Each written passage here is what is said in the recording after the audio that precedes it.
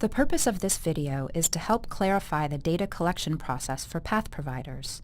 We will follow Aidan, a PATH outreach worker, as he meets, engages, and enrolls Ted, an individual experiencing homelessness, into PATH services.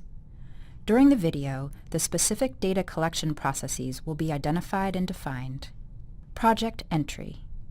We begin with Aidan as he conducts outreach one morning near the river, where he has found people experiencing homelessness in the past. For PATH programs, outreach is the process of identifying and engaging with individuals who are potentially eligible for PATH. Aidan meets Ted for the first time, and this first contact is defined as project entry. Oh, hey. My name is Aidan. I'm part of the Home Bridges outreach team. Would it be alright with you if we talk for a minute? Sure. Thanks. Would you like some socks or water? Socks? Sure. I mean, if you're giving out water, I'll take some of that too. Nice. So what name do you go by? My name's Theodore, but I like Ted. Thanks for the socks. So, Ted, I go around talking to people and checking to see if they're doing alright, and if they would like any assistance getting certain needs met. Like housing? Exactly, like housing. We also help connect people to healthcare services. If I can ask, what does your current housing situation look like? You're looking at it. I'm in and out of the shelter. They kick us out at 6 a.m. Sometimes I don't make the lottery. I mean, tonight I have a spot. Tomorrow I might not. Last time I stayed in the shelter, my bag got stolen. That's just how it goes. I spend most nights out here. Okay. So you're looking for stable housing, or at least a consistent place to rest your head at night. Yeah, but a whole bunch of other things on top of that. I have a lot to do to get my life back, if I can ever get it back. Well, what kinds of things are you looking to accomplish that would make you feel like you're getting your life back? Well, like I said, my bag was stolen at the shelter the last time I was there, like a week ago. All my pills were in that bag. I need my trazodone to sleep. I don't know about the other stuff the doc gives me, but trazodone's the only way I can get any rest, stay grounded. Do you have a psychiatrist who you see for your mental health needs? No, just a regular doctor. She knows I don't want to go to that other clinic. Lines are long, there's a wait list. Anyway, I don't have a phone for them to call me when my name's up, so I just don't bother anymore. Ted, it sounds to me like you might be eligible for some services and referrals from my program. We help provide mental health services to people experiencing homelessness and also try to connect them with housing or other resources they might be interested in. Does that sound like something you might be interested in? Yeah, but can we talk later, like tomorrow morning or something? I need to get to the shelter before they give away my bed. You have a card or something? Yeah, here you go, Ted. I'll come back here tomorrow morning. Sounds good. Now, let's take a look at the information Aidan gathered from this first interaction to start building an HMIS record. Aidan must make a decision about which project type to choose for Ted, services only or street outreach.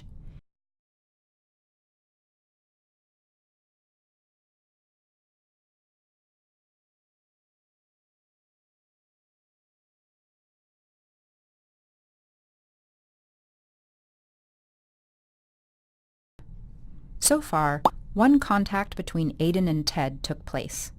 A contact is an interaction between a PATH-funded worker and an individual who is potentially PATH eligible or PATH enrolled.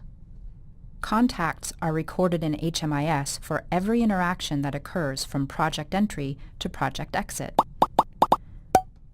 So far, there were no services or referrals provided because Ted is not enrolled in the PATH program. Although we often provide light support to individuals prior to enrollment, like socks and water, PATH-funded services and assisted referrals are only provided to those enrolled. Ted is likely eligible for PATH services because he is experiencing homelessness and shows signs of a serious mental illness, as evidenced by his use of trazodone, a mental health medication, and his past mental health treatment. PATH eligibility is defined as an individual who is experiencing homelessness or at risk of homelessness with a serious mental illness or a serious mental illness and a substance use disorder. Aidan wants to continue engaging with Ted in an effort to build a relationship and start an assessment of his needs. Engagement. The next day, Aidan finds Ted at the same spot. After informally chatting for a while, Aiden shifts the conversation to engage Ted into the PATH program. Ted, I have a couple questions I need to ask before I can connect you to some services and housing. What kind of questions? Well, I wanted to know how long you've been experiencing homelessness, and some other questions related to your identification. You don't have to answer any questions that you're not comfortable answering right now. However, the more information you feel comfortable providing, the easier it will be for me to connect you with the appropriate services. Look, I don't like to share my social security number. Well, that's generally a good principle to live by. I don't like sharing my number either, but the reason we ask for identifiers, like your social security number or date of birth, is to track who we are giving services to. It also keeps people's referrals and service plans separate from each other. Okay. We use a very secure computer system called HMIS that will hide your personal information from anyone who doesn't have the authorization to see it, okay? Okay. You can request a copy of your HMIS record at any time. You can also choose to stop receiving services at any time, and your record would be closed. Would you be willing to share some information so that we can connect you to some services? Sure. All right. Okay. That's fine. Aiden explains Homebridge's HMIS consent forms, and Ted signs them. Aiden asks Ted about the demographics he identifies with and learns that Ted is white, male, and a veteran. Ted has been experiencing homelessness intermittently for the past 30 years, and he struggles with bipolar disorder. He's willing to sign a release of information so that Aiden can talk to his doctor if needed. Ted is not sure whether he is eligible for VA benefits because he never tried to get services after coming home from Vietnam. Aiden also takes note of potential outcomes to track and areas to focus on when he learns Ted does not have any health insurance or income of any kind. Thanks for your time, Ted.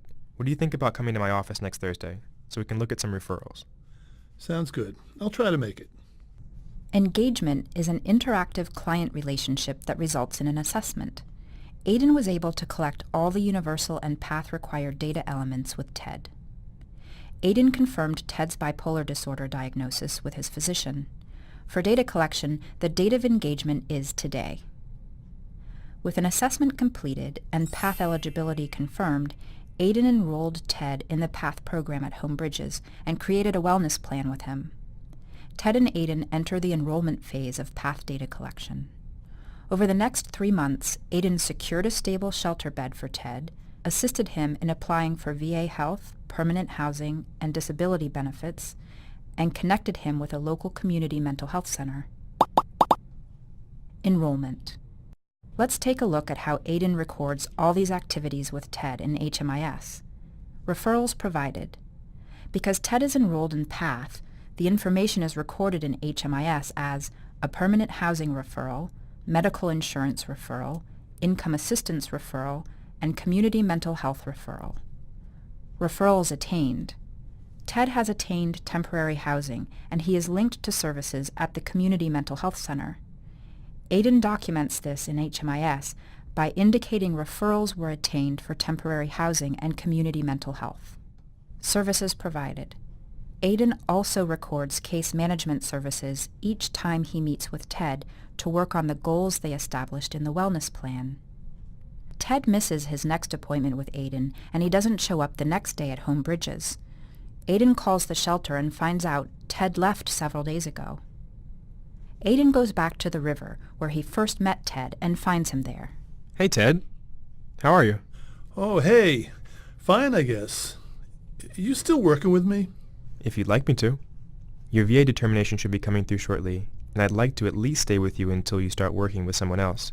What made you think that I wouldn't be working with you?